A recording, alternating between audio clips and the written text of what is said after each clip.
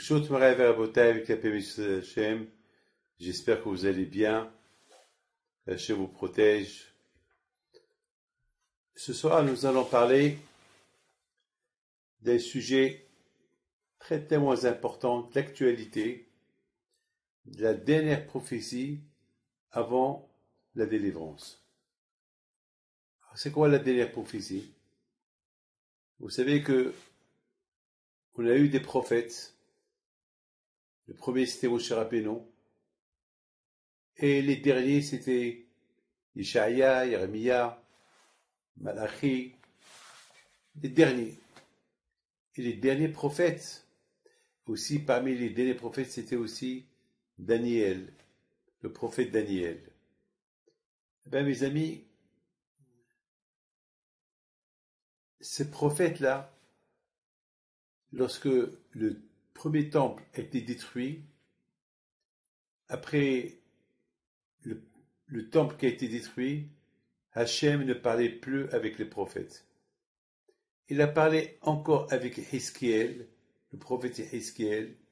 Il a parlé encore avec quelques prophètes, mais lorsqu'ils ont commencé à construire le deuxième temple, c'était à l'époque de Ezra, Hachem, il a arrêté de parler avec les prophètes.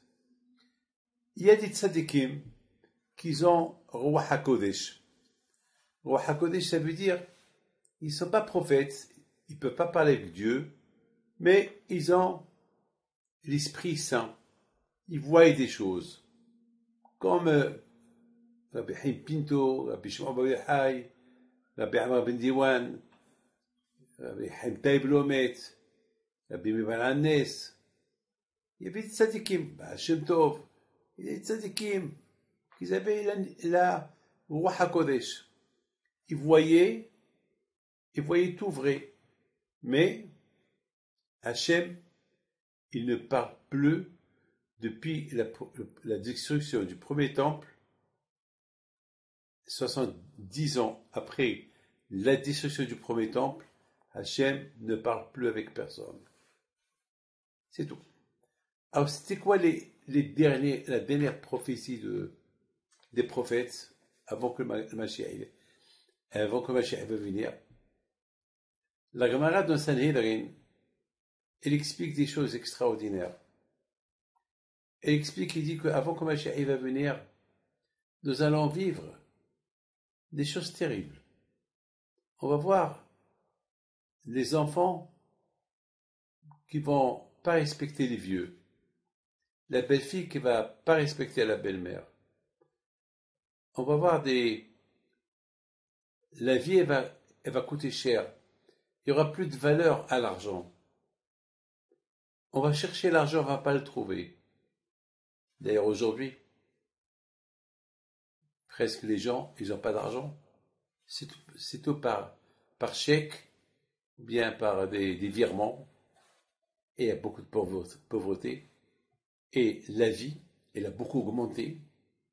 Nos sages disent qu'avant que Mashiach va venir, les enfants, ils vont même frapper leurs parents.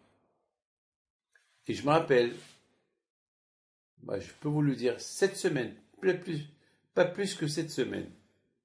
Cette semaine, je reçois une lettre, un email, une femme qui me demande une bénédiction et veut une bracha, parce qu'elle attaque son père, elle attaque sa mère, elle attaque ses frères.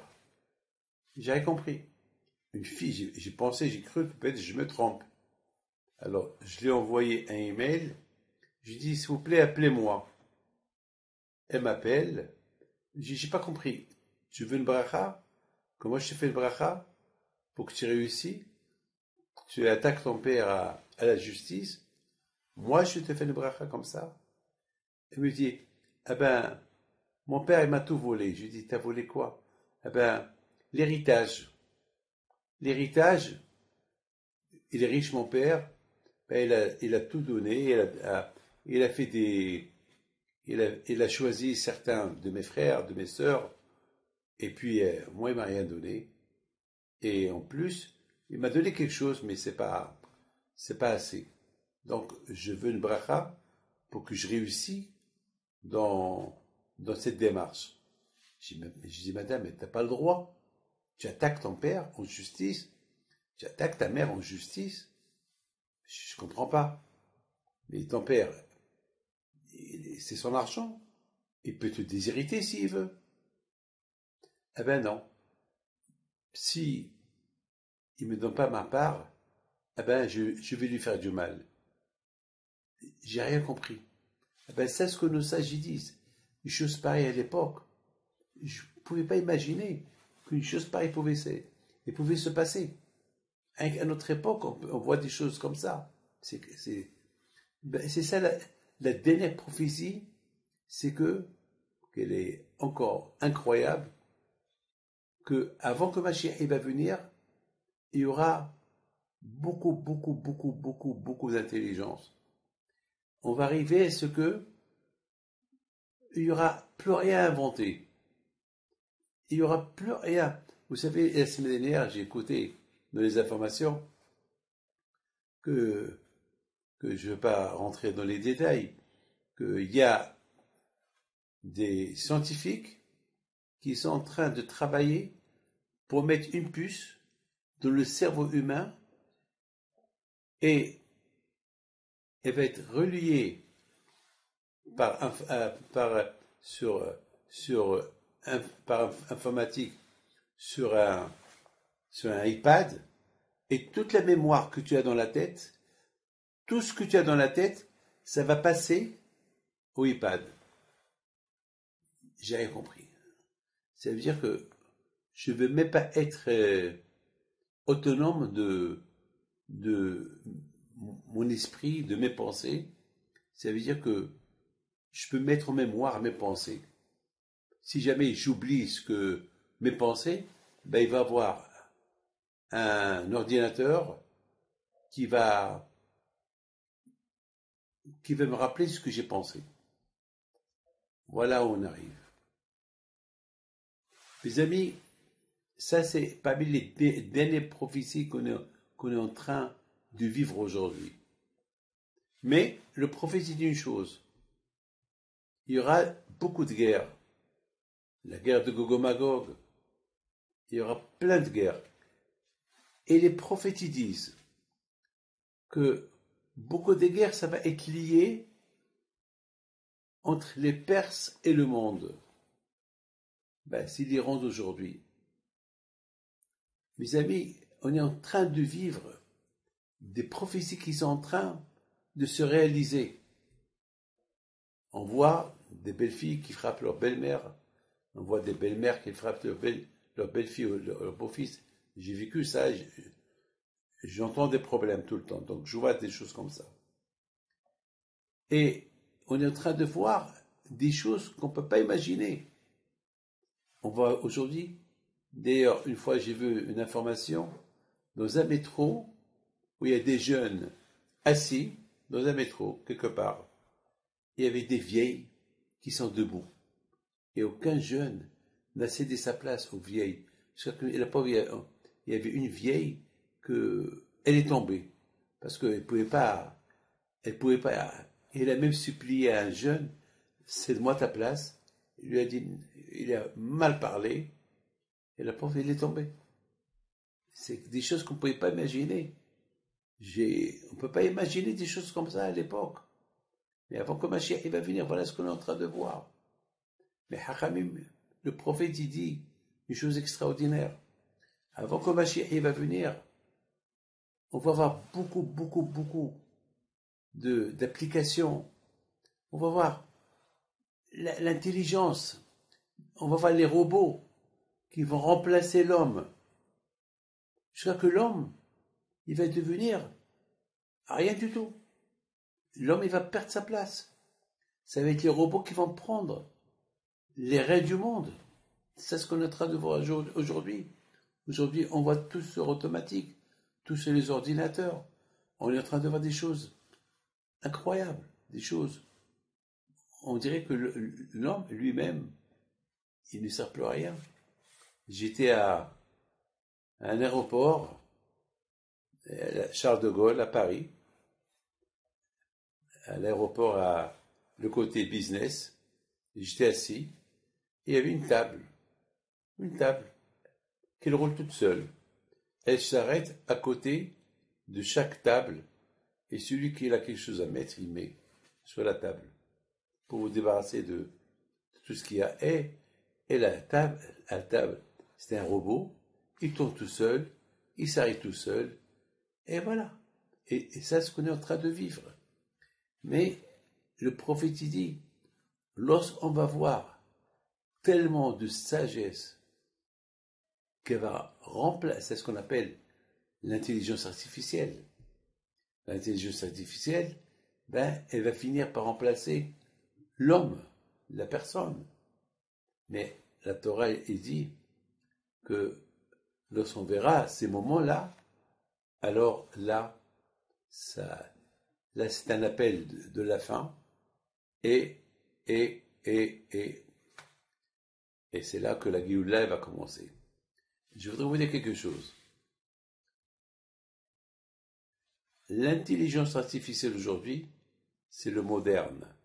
C'est ce qu'on appelle, c'est la technologie. Mais l'intelligence artificielle, elle a toujours existé. C'est pas en 2024 que l'intelligence artificielle elle commence à prendre de la place à la place de l'être humain. Il faut savoir une chose, que l'intelligence artificielle, elle a été déjà, elle existait avant, mais c'était primitive. Ça veut dire que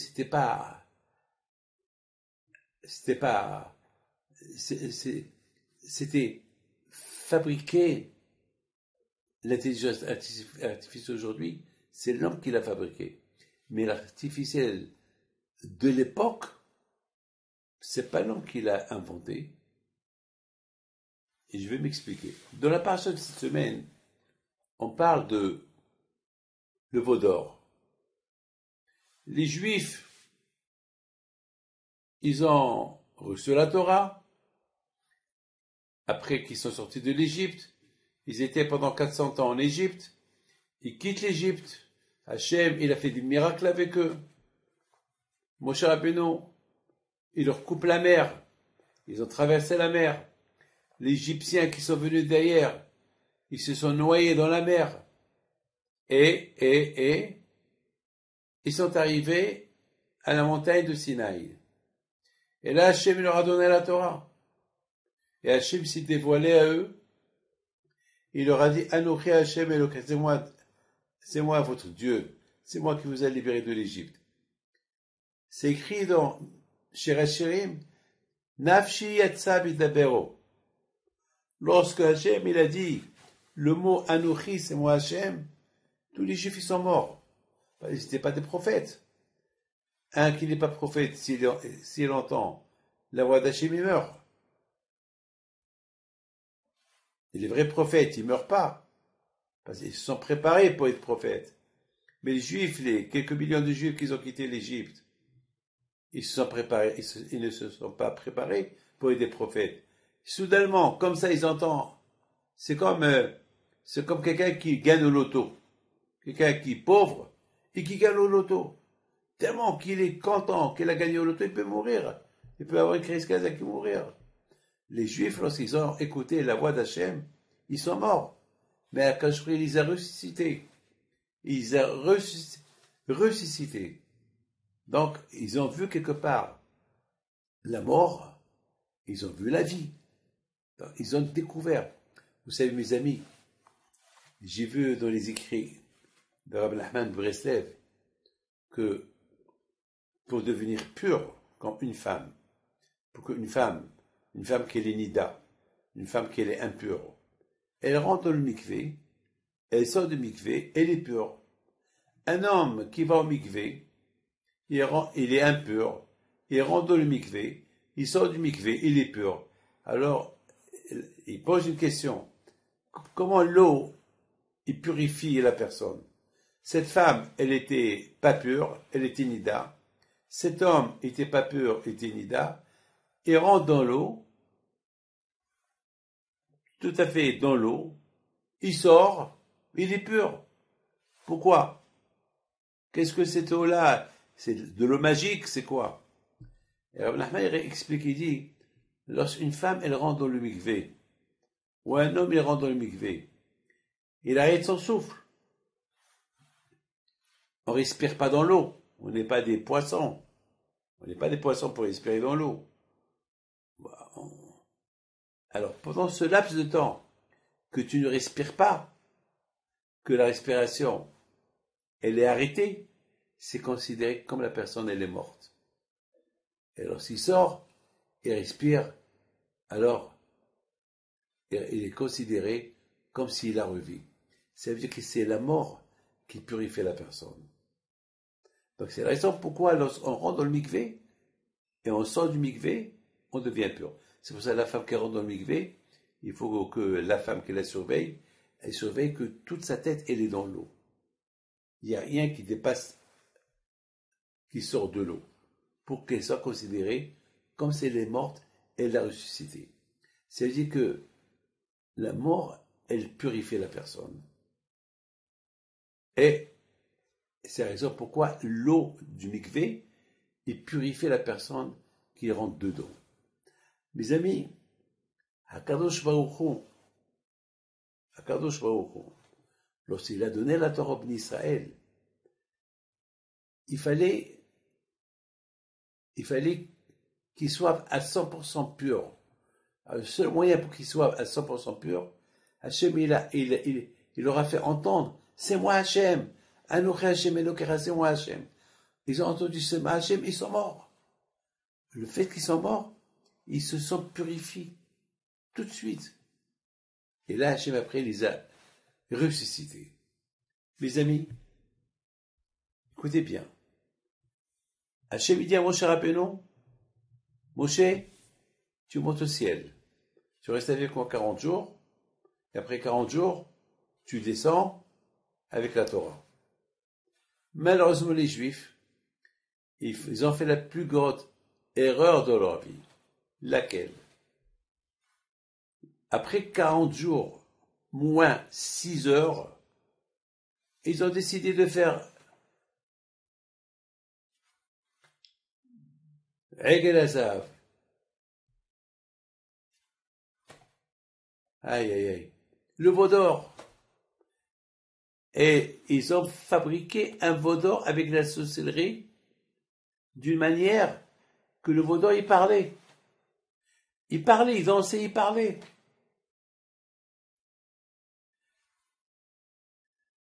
Mes amis, vous voyez, c'est l'être humain qui a inventé un Dieu.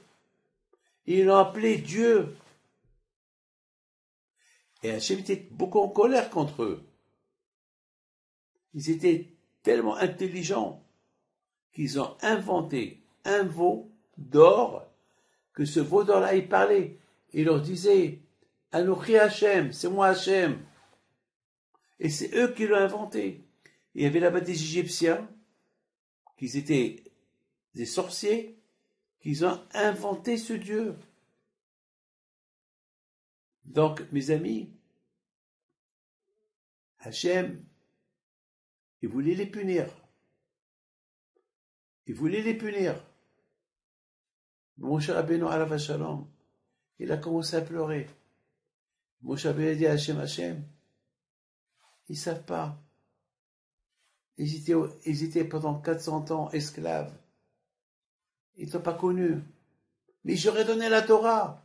Ils ont vu ce que j'ai fait aux Égyptiens. Mais comment?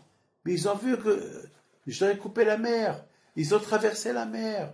Je leur ai donné la manne, le manger qui descend du ciel. Comment? Ils ont écouté mon nom. Ils sont morts. Ils ont ressuscité. Ils me font ça. C'est comme mes amis, vous changez une Rolls-Royce, une Mercedes contre une bicyclette. Ils ont changé Dieu contre un veau d'or. Un veau d'or, c'est la magique. Ils ont inventé un dieu. Mais Hachem, il leur a pardonné. Mes amis, il faut savoir une chose. Que la paracha de cette semaine, c'est la paracha du veau d'or.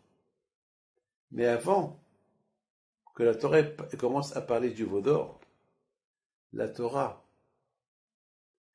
elle nous explique comment ce veau d'or-là a été créé. Mais écoutez bien, créer un veau d'or, créer un Dieu, faire un Dieu. Mais comment ils sont tombés au si bas niveau? Comment ils sont tombés? Mes amis, il faut savoir une chose. Il y a la patience. Celui qui est patient, il réussit dans la vie. Ils ont patienté pendant 40 jours. Ils adoraient Moshe Rabbeinu. Pour Moshe Rabbeinu, c'était le roi. Moshe Rabbeinu, c'était le leader. Ils voyaient Moshe Rabbeinu tout. Mais ils se sont trompés. Ils ont cru que les 40 jours, ils sont terminés. Ils se sont trompés ils se sont trompés de 6 heures. C'est tout. Ils se sont trompés de 6 heures. Alors, mes amis, écoutez, c'est parce que vous êtes à l'aéroport, vous voulez prendre un avion, et il y a un retard, vous faites quoi? Vous attendez. Et 1 heure, 2 heures, 3 heures, c'est vrai, on est un peu excité, mais on n'a pas le choix, on ne va pas retourner à la maison. Moi, je me rappelle une fois, j'étais à Washington, et j'ai attendu 8 heures. Et non seulement j'ai attendu 8 heures, je n'avais pas à manger, j'avais beaucoup faim, et on a attendu 8, et en plus,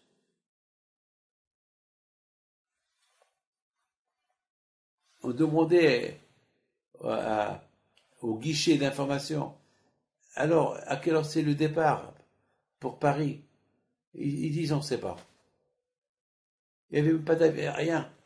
Mais on a attendu. Parce que, et on peut citer un jeudi soir. Alors, ça, il fallait que j'arrive à Paris pour le Shabbat. On ne va pas sortir. Mes amis, lorsque vous êtes en train d'attendre le médecin, et le médecin n'est pas là, vous faites quoi? Vous rentrez chez vous, vous avez besoin du médecin. Vous l'attendez jusqu'à qu'il arrive. Et s'il n'arrive pas, il n'arrive pas. Vous l'attendez. Alors, mon cher Rabbeinu n'est pas venu. Attendez-le. Oui, le problème. Ils étaient impatients. Ils aimaient tellement mon cher Rabbeinu lorsqu'ils ont vu qu'il n'est pas descendu. Eh bien, ils se sont réunis pour inventer un Dieu. Inventer un Moshe Rabbeinu. Inventer avec une intelligence artificielle. Pas c'est l'idolâtrie. C'est de l'artificiel. C'est pas du réel. C'est pas du réel, c'est rien du tout. Le Emet, c'est Hachem. Le Emet. J'ai assisté à un mariage cette semaine. Et chez les Hasidim. Alors lorsque la Kala, elle arrive, elle a la tête couverte. On voit pas sa tête. Vraiment, c'est pas un voile. Vraiment, sa tête, elle est couverte. On voit pas. Et de ma tête, j'ai commencé à rigoler. Oh là là. Et j'ai commencé à imaginer qu'à un moment donné, il va lui enlever le foulard. Il voit que c'est pas elle, c'est une autre. Alors, c'est vraiment dingue. J'ai rigolé tout seul. Les amis, je sais pas. Beaucoup de fois, j'arrive pas à comprendre. Quoi? Bien sûr que ça ne peut pas exister. Pourquoi? Parce que il y a le père de la Kala, il y a la mère de la Kala, donc ils la connaissent. C'est vrai, nous on ne la connaît pas. Pour nous, on peut imaginer, peut-être ça peut être une autre femme. Il y a sa mère à côté d'elle. Il y a, c'est vrai, le Hatan, Pour le Hatan, il fait confiance. Parce qu'il fait confiance. Que c'est la femme qui va marier, c'est celle qu'il a connue. Mais qui connaît vraiment? Il y a la mère et il y a le père. On leur fait confiance. Mes amis, lorsque Moshe Rabbeinu est monté pour étudier la Torah avec Hakadosh Baruch Hu, il a laissé des gens. Il a laissé Aaron HaKohen. Il a laissé des gens, des grands tzadikim. Il a laissé Our, Kaleb Ben Yefouné. Il y avait beaucoup de tzadikim. Comment? Il y a beaucoup de tzadikim. Voilà, on peut faire confiance quand Moshe va retourner. Si Moshe, il a dit qu'il retourne, il va retourner. Et s'il ne retourne pas, eh ben, s'il ne retourne pas, on l'attend. La patience. Perdre la patience et inventer une invention artificielle. Un Dieu artificiel. Un Dieu qui n'existe pas. David Amelech à la Vassou, il dit qu'il y a eu un miracle. Laquelle? Que le veau, il mangeait de la paille. Il mangeait de la paille. Quand un Dieu va manger de la paille, c'est-à-dire que même qu'eux, ils ont voulu créer un Dieu artificiel, ben, finalement, Hachem, il a fait que ce veau-là, il mangeait de la paille. Il mange de la paille, qu'est-ce qu'ils disent, les Juifs? Tu es notre Dieu. C'est toi qui nous as libérés de l'Égypte. Ils ont commencé à se prosterner devant lui. Ils ont commencé à lui faire des sacrifices. C'est pas logique, c'est pas normal. L'artificiel est devenu réel dans leurs yeux. C'est ce qu'on voit aujourd'hui. Aujourd'hui, malheureusement, on est en train de voir aujourd'hui l'intelligence artificielle. Elle est réelle, mais elle est artificielle. Elle n'est pas vraie. C'est vrai. Aujourd'hui, vous prenez une lettre. Aujourd'hui, vous pouvez parler et l'ordinateur, il te tape tout ce que tu dis. C'est la folie, ça. Tu prends. Vous savez, parfois, je reçois des lettres de 2 pages. Je les laisse à l'ordinateur et je lui demande un résumé. Je ne peux pas lire tout. Un résumé. Mais je vous donne la parole d'honneur et vous fais un résumé de folie. Mais ce n'est pas du réel parce que il y a beaucoup des choses, il y a beaucoup des points importants que le résumé ne peut pas vous les dire. Donc, beaucoup de fois, le résumé, je ne le comprends pas bien. Je comprends plus ou moins, mais beaucoup de fois, il y a des questions. Mais sur ces questions, il faut tout lire. Et lorsque je lis tout, je vois que il manque beaucoup. Il y a une différence entre une page, tu ne peux pas résumer une page en 5 lignes. C'est vrai, on va te dire plus ou moins, mais pas en détail, il faut lire la lettre, mes amis. Dans la paracha de cette semaine, Moshe Rabbeinu alav shalom était en train d'étudier la Torah avec Akadosh Baruch Hu. Et Akadosh Baruch Hu, il dit à Moshe Rabbeinu, Moshe, après 40 jours, pile, et entre-temps, les Juifs, ils ont fait le veau d'or. Et Akadosh Baruch Hu dit à Moshe Rabbeinu, Moshe, descends, les Juifs, ils ont fait le veau d'or. Alors, tout le monde pose la question, lorsque les Juifs, ils ont commencé à faire le veau d'or, pourquoi Akadosh Baruch Hu, il l'a pas arrêté? Pourquoi Akadosh Baruch Hu n'a pas dit à Moshe Rabbeinu, Moshe, oulala, avant que les Juifs font le veau d'or, parce qu'ils se sont trompés de 6 heures, descends, arrête-les. Pourquoi le bon Dieu ne les a pas arrêtés?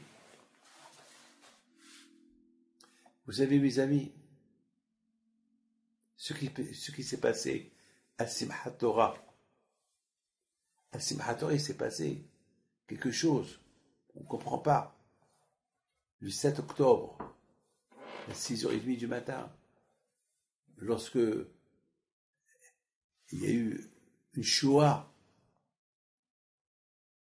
ça a pris des heures et des heures pour que, ici en Israël, ils ont connu exactement. Moi, par exemple, vous savez, jusqu'à samedi soir, on ne savait pas exactement ce qui s'est passé. Mais comment est-ce possible? Avec toute la technologie que Israël, ils ont, avec tous les renseignements généraux qu'ils ont, c'est impossible. Il y avait, à la frontière, il y avait 3-4 murs à franchir. C'est pas possible. Même une moustique qui s'arrête sur cette ligne, ça sonnait. Qu'est-ce qui s'est passé? Personne ne s'est rendu compte. C'est des questions que personne n'a. Personne n'a de réponse. On ne sait pas. Comment Hachem, il voit les Juifs en train de faire le veau d'or avant qu'ils font le veau d'or. Que Hachem dit à Moshe Rabbeinu, Moshe, viens on arrête, parce que les Juifs ils se sont trompés de 6 heures, ils croient que tu descends plus. Tout de suite, va, arrête-les, avant que ce soit trop tard. Non, il n'a rien fait à Akadosh Baruch Hu. Une fois qu'Akadosh Baruch Hu, il a terminé d'étudier la Torah avec Moshe Rabbeinu, les 40 jours pile, il lui dit, Moshe, maintenant descends. Descends tout de suite. Mais Hachem, pourquoi tu me l'as pas dit? Pourquoi tu me l'as pas dit? Moshe Rabbeinu, il aurait pu... Moshe Rabbeinu voit Hachem dans tous ses états. Hachem, il est en colère. Hachem, il dit à Moshe Rabbeinu, je vais détruire les Juifs, je vais les tuer, et je vais te laisser toi seul vivant. Moshe Rabbeinu, il dit à Hachem, Hachem,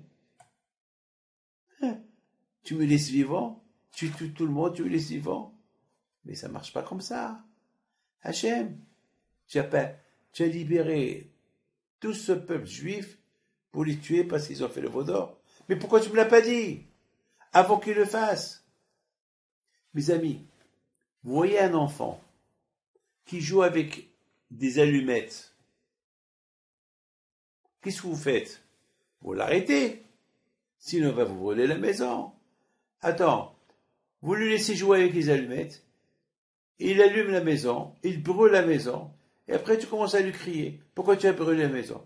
Mais papa, tu m'avais en train de jouer, pourquoi tu m'as pas arrêté?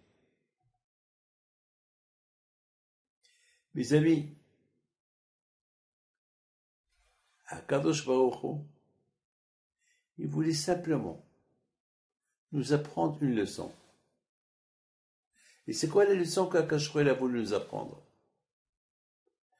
La leçon, elle est que on a beau être ceux que Hachem a choisi de les libérer de l'Égypte, de leur donner la Torah, de les rendre prophètes et d'être à un grand niveau, ils peuvent tomber. Aucun n'est à l'abri. Vous avez compris? Aucun n'est. Moi, j'ai connu des couples qui s'adoraient, des couples qui s'aimaient, on pouvait pas imaginer qu'ils pouvaient divorcer un jour. Et ils ont divorcé. Vous savez, mes amis, Akadosh Baruch Hu, il a voulu nous donner une leçon. Regardez, vous êtes arrivé à un niveau très élevé, en 6 heures vous êtes tombé. Il faut avoir les yeux toujours ouverts. Un homme avec une Sarah, il peut tomber. Il faut être vigilant. C'est la raison pourquoi Hachem n'a rien dit à Moshe Rabbeinu. Akadosh Baruch Hu, il n'a rien dit à Moshe Rabbeinu. Il a été très patient à Akadosh Baruch Hu. Très patient. Il est en train de voir des Juifs qui sont en train de l'insulter. Ils l'ont changé contre un veau d'or. Et Hachem, il est calme. Mais il fallait qu'il s'énerve. Et devant qui il s'est énervé? Devant Moshe Rabbeinu. Pourquoi il s'est énervé devant Moshe Rabbeinu? Parce qu'Hachem sait que Moshe Rabbeinu va le calmer. Parce qu'entre vous et moi, au moment que les Juifs ils ont fait le veau d'or, Hachem, il n'a pas besoin de lui dire Moshe Rabbeinu. qu'il est puni tout de suite. Qu'il est puni. Non. Hachem, il a voulu simplement apprendre une leçon aux Juifs. Que sans Torah, on n'est rien du tout. Et que si on ne fait pas attention, on peut tomber. Et la preuve qu'Hachem, il n'a pas puni tout de suite les Juifs. Il a dit à Moshe Rabbeinu, parce qu'Hachem, il sait que Moshe Rabbeinu, il va les défendre. Hier, avec mon fils, Rabbi Michael, il m'a dit, papa, j'ai vu dans un livre qu'il dit que lorsqu'Hachem a dit à Moshe Rabbeinu, je vais punir les Juifs et je vais te laisser vivant.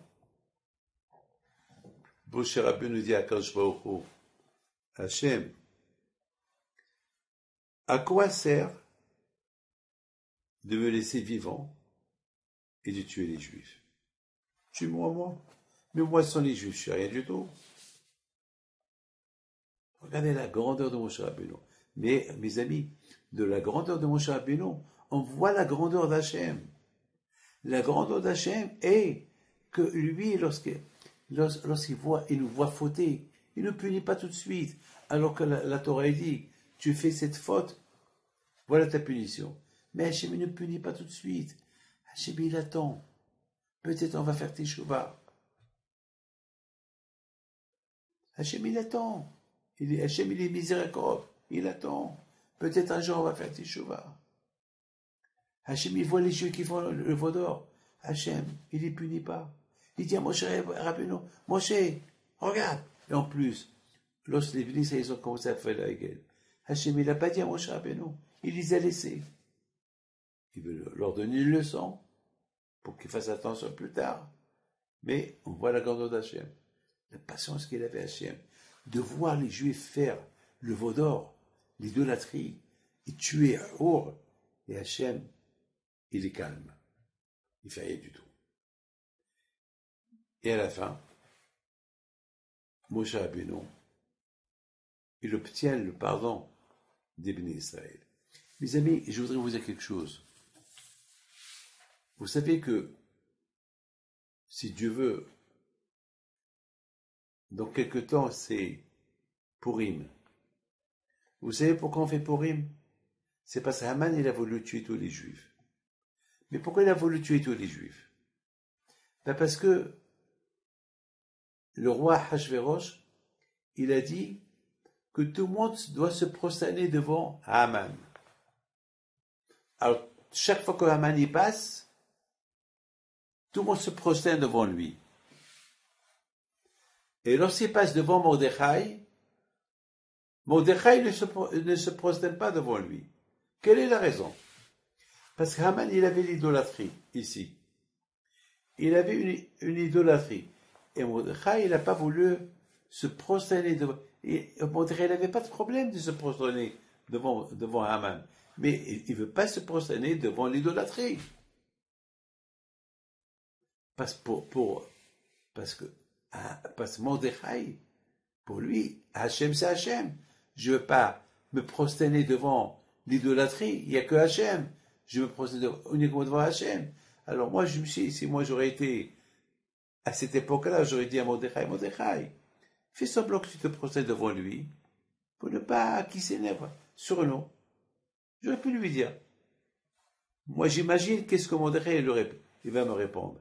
Il va me dire, David, je ne veux pas donner le kiff, je ne veux pas faire le plaisir à ce Haman de me voir, moi, Mordechai, le grand rabbin des Juifs, se prosterner devant son idolâtrie. Mais il va tuer les Juifs. Ah, la réponse va être, si Hachem il n'a pas tué tous les Juifs qui ont fait le veau d'or, pourquoi il va nous tuer maintenant? Parce qu'on ne s'est pas prosterné devant lui. Il va le protéger. Mes amis, l'idolâtrie, c'est l'intelligence artificielle de l'époque. Sans technologie, sans rien. Une invention humaine. Comment? Les gens à l'époque, ils disaient, cet arbre, il est mon Dieu. C'est tout. Le ciel, le soleil, c'est mon Dieu. La lune, c'est mon Dieu. De l'artificiel. Dit David Ameller, l'idolâtrie, vous voyez pas. L'idolâtrie, c'est du nul. Ils n'entendent pas, ils parlent pas, ils marchent pas, c'est rien. C'est une invention. Rien. C'est du wello. Mes amis, ça c'était à l'époque. L'intelligence artificielle de l'époque, c'était l'idolâtrie. Qu'elle parlait, qu'elle faisait des merveilles, qu'elle faisait des miracles. L'intelligence artificielle d'aujourd'hui, c'est d'une autre manière. La vraie intelligence. Pas du primitif. La vraie intelligence. Mais au fait, cette intelligence-là, si on réfléchit un peu, elle est artificielle. Elle aussi, elle a été inventée par l'être humain. Elle est encore plus dangereuse que la première. Et c'est ça,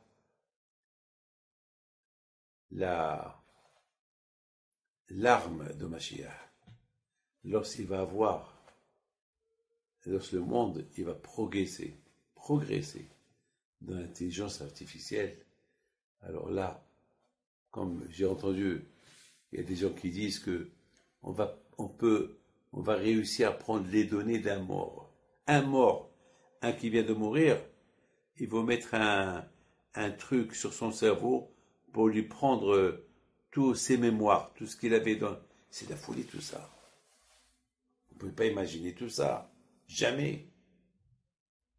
Donc, lorsque Hachem il va commencer à voir qu'on rentre dans son domaine personnel à lui, alors ça va être un problème. Alors Hachem il va être obligé d'envoyer Mashiach pour que Mashiach il montre au monde, pas l'intelligence artificielle, la vraie intelligence pour connaître Akadosh Baruch Hu. Bid'ou ki ani Hachem. Comme ce qu'il a fait Hachem à Paro. Paro qui se prenait pour un dieu. Paro qui se prenait pour un homme, l'homme le plus fort du monde. Alors Akadosh Baruch Hu, il a tellement tapé fort Paro, jusqu'à que Paro à la fin, il a dit, il n'y a pas comme toi Hachem. Ni comme il n'y a pas comme toi. Il n'y a que toi Akadosh Baruch Hu. Ben, mes amis, aujourd'hui, avec tout ce qui se passe aujourd'hui, la guerre électronique, tout est électronique aujourd'hui. Tout est, maintenant même la guerre de demain, ça va être des robots qui vont faire la guerre. C'est plus, ça va être des avions robots, ça c'est fini. Déjà, de maintenant déjà il y a des avions robots, mais tout va changer. Jusqu'à que l'être humain, il va oublier qu'il y a Dieu. C'est la raison pourquoi on a besoin de la Torah. La Torah, elle nous met à niveau. La Torah, elle nous met à niveau. Que le réel, c'est Hachem. Le réel, c'est la Torah. Mes amis, je termine. Mais on vous raconte une belle histoire. Très belle histoire. Je sais que vous aimez les histoires. Eh bien, je vous raconte une très belle histoire. Vous savez, lorsque j'étais à Los Angeles il y a 2 semaines, j'ai reçu un des hommes des plus riches du monde. C'est l'un des plus riches du monde. Et c'était, vous savez, la moitié de la Californie lui appartient. Il a à Las Vegas des hôtels, il a blé. Mais pourquoi il est venu? C'est parce qu'il a un copain que je connais. Et ce copain que je connais, il lui dit, avec tout ce que tu as, tout l'argent que tu as, tout ce que tu as, est-ce que tu sais que c'est Dieu qui te les a donnés? Il lui a répondu, il a dit, c'est moi qui ai fait mon argent. Prouve-moi quelqu'un trouve-moi quelqu'un qui peut me prouver qu'il y a un Dieu. C'est un juif, hein, qui parle comme ça. Ça veut dire que l'argent, il est aveuglé. Alors, son copain lui dit, je sais que il y a Rabbi David Pinto de, de Paris, qui est, mettons, à Anana, à Ashdod. Je l'ai vu hier, et peut-être poser cette question. Il dit, moi, je vais aller chez un rabbin. Il dit, pourquoi pas? Tu vas chez... Tu as une question. Qui peut te répondre? Moi, je suis incapable de te répondre. Moi, je suis croyant. Mais toi, peut-être. Eh bien, il a pris rendez-vous. Il a dit à personne. Il y a une ou deux personnes qui l'ont reconnu.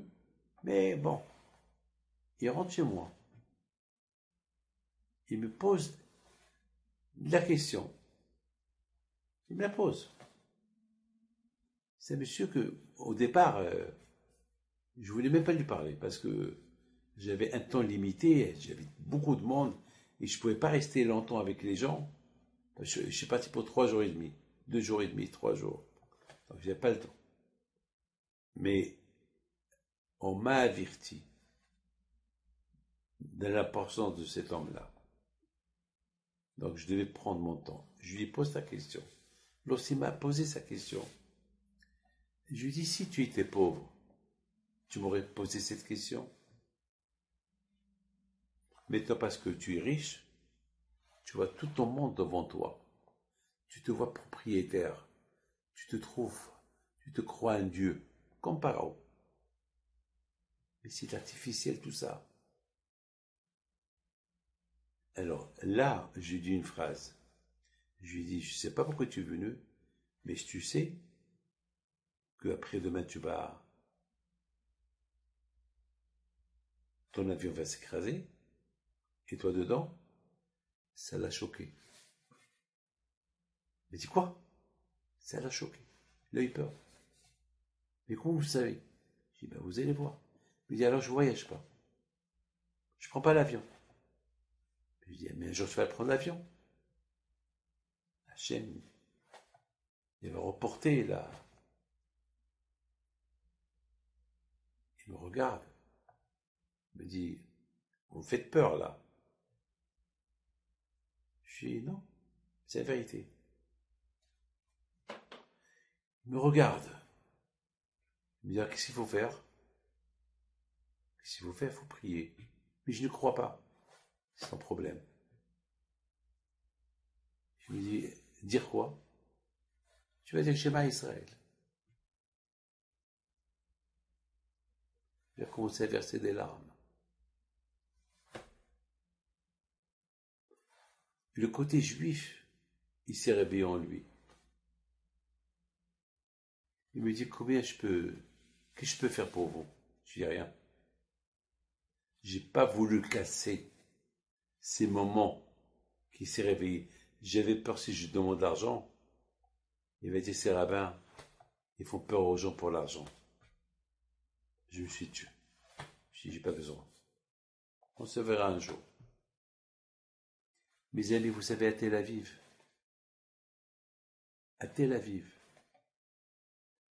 il y a quelque temps, il y avait une grande tour. Pendant une semaine, c'était en lumière. Shema Israël Adonai Eloheinu Adonai Echad. Avec des spots de lumière. C'est à Tel Aviv. Shema Israël. Il y avait un moment donné,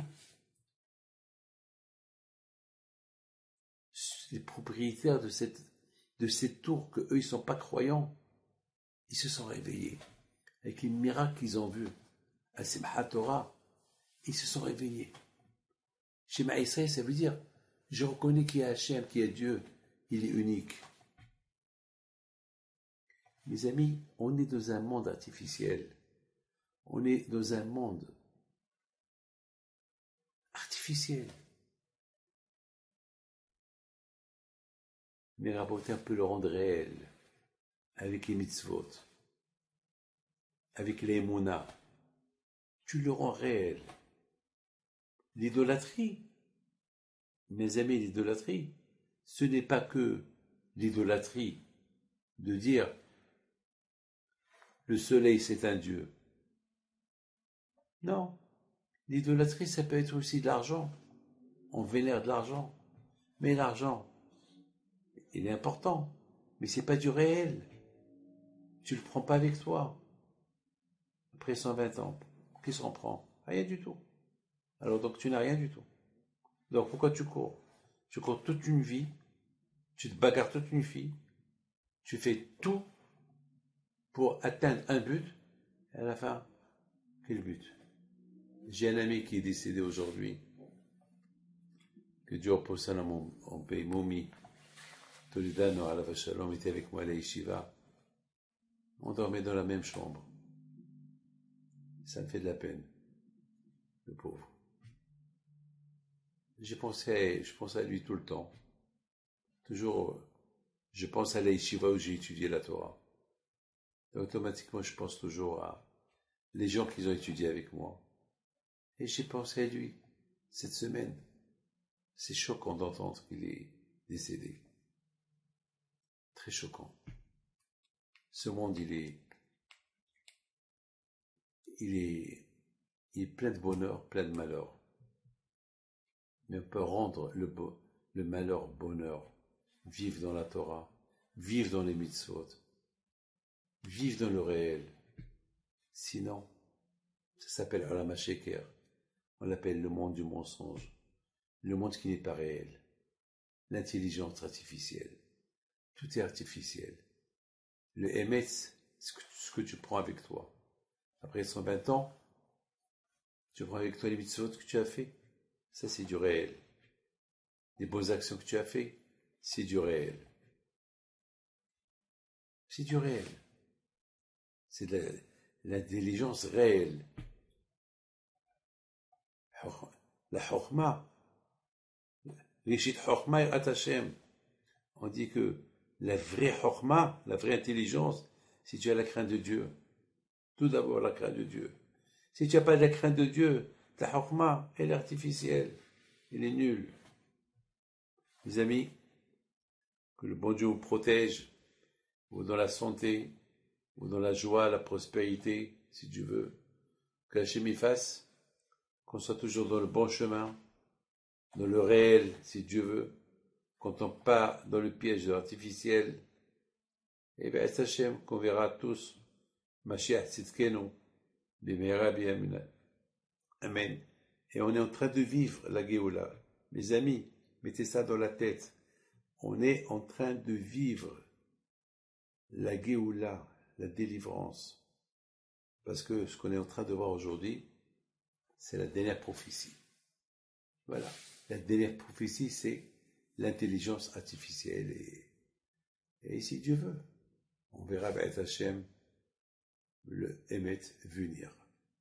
Là, mes amis, hier, j'étais au Kotel, avant-hier, pardon, et j'ai prié pour vous. Donc voilà, je vais vous montrer un petit film d'une minute. J'ai fait un cours aux Américains, dans une grande yeshiva, Nitivaye, et là-bas, je suis parti, puis là, il est le Kotel, prier pour vous. Que Hachem vous protège. Amen.